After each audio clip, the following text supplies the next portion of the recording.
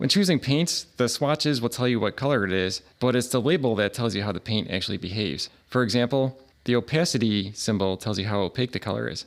They are pretty similar across brands. The solid square means that it's opaque, as shown here in these two, and this is semi-opaque with a half square.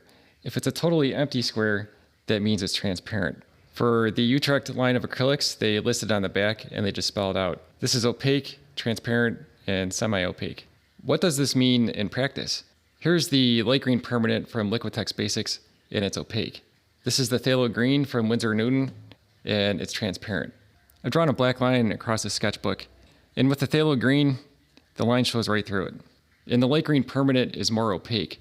That should cover the line better than the phthalo green. So let's give that a try. You can still see the line through it, but not as much as the phthalo green. I'll do another example. This is titanium white, and it's opaque. And then this is the transparent mixing white, which is obviously transparent. In case you're wondering, this is an older design for the Liquitex soft body acrylics.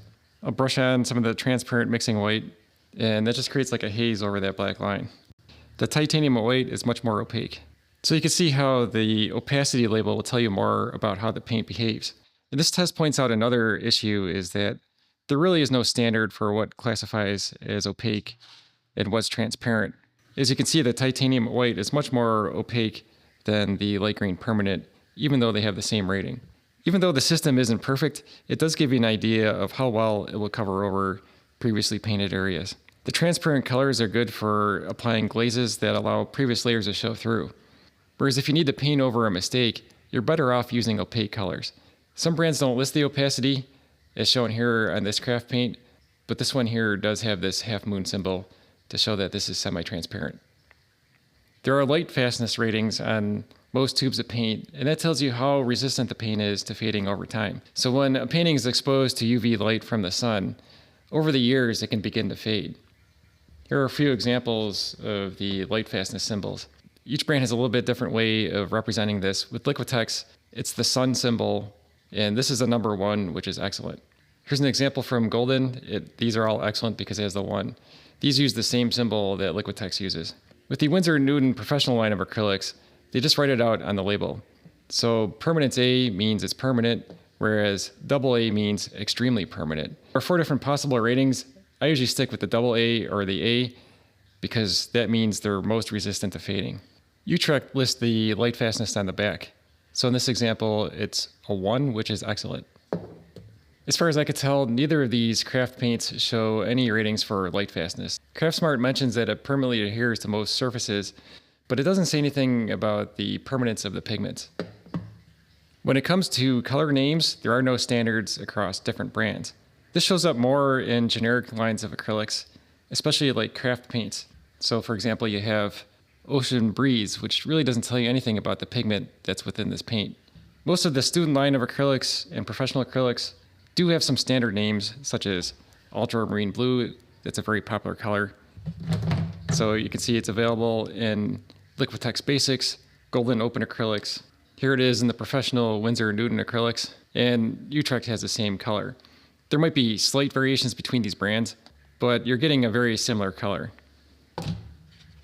One thing to be aware of is what's known as a hue color, and that's when they take substitute pigments and try to approximate what the actual pigment looks like. So for example, we have cadmium red hue, and this is the student line of acrylics.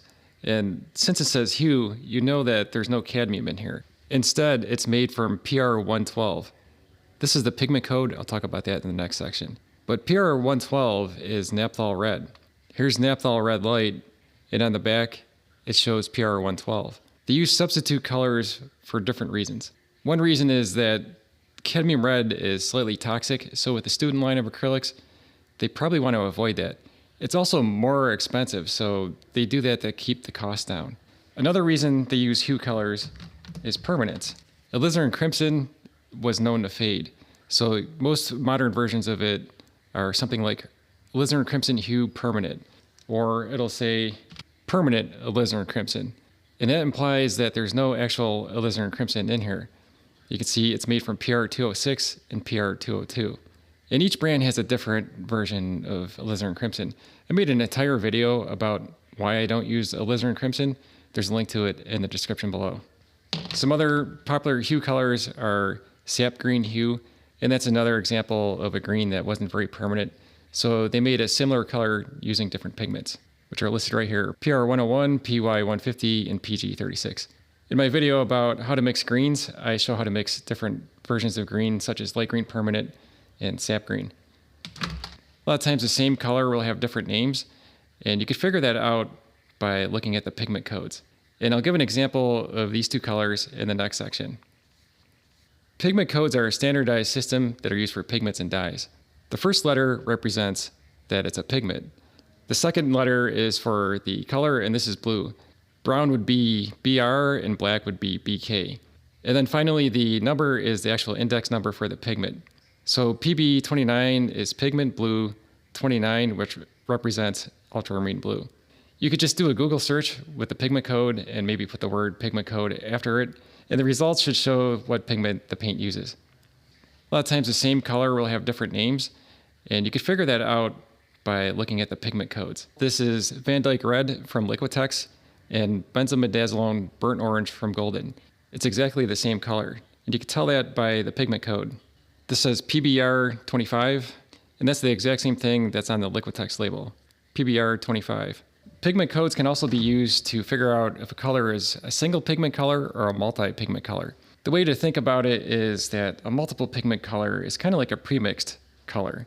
So sap green is a good example of that, where instead of having to mix a more natural green from phthalo blue, yellow, and a little bit of red, you could just use this instead, which has most of those colors already in there. So you can see this is made from 3 different colors. The thing to keep in mind is that if it's already made from multiple colors, as you add more, it's probably going to make it duller. So this green is already pretty neutral. If I add more red into it, it's going to neutralize it further. The neat thing though is that you can use pigment codes to reverse engineer colors. And I've demonstrated this in other videos, such as the video about green that I mentioned, where I mix light green permanent. You could just look at the pigment codes, and if you already have those colors, you could just mix it yourself. You just have to figure out what the ratios are. That could be useful when you run out of a color and you happen to have these other pigments, but it's also useful for creating a limited palette of fewer colors. And finally, we have the different series. And sometimes people get confused by that because they think the series number represents the quality of the paint. But that's not what it is. The series is how expensive the paint is. It has nothing to do with quality. It has to do with how rare the pigments are. Or it might be how labor intensive it is to make the paint. The Liquitex heavy body acrylics listed right next to the opacity. So you can see S1, 2, 3, and so on. With the Winsor Newton Galleria line, they're just listed at the bottom. This is Series 1. It's pretty similar with the professional line. This is Series 1. Golden shows it on the side of the label, right underneath their number. So this is Series 5. So while it's easy just to look at the color on the tube and choose colors that way, looking at the information on the label will help you to avoid surprises. Like when you expect an opaque color and it's actually transparent. It will also help you to identify colors between brands by using the pigment codes, and that helps you to identify whether a color is single pigment or multi-pigment. The series number will help you to figure out how much each tube will cost. That way you're not surprised when you go to check out. If you're interested in learning more about pigment codes, I have an entire video on that. You can also check out my course on acrylic painting supplies for beginners. I'm currently offering it for free. There's a link to it in the description below. Thanks for watching.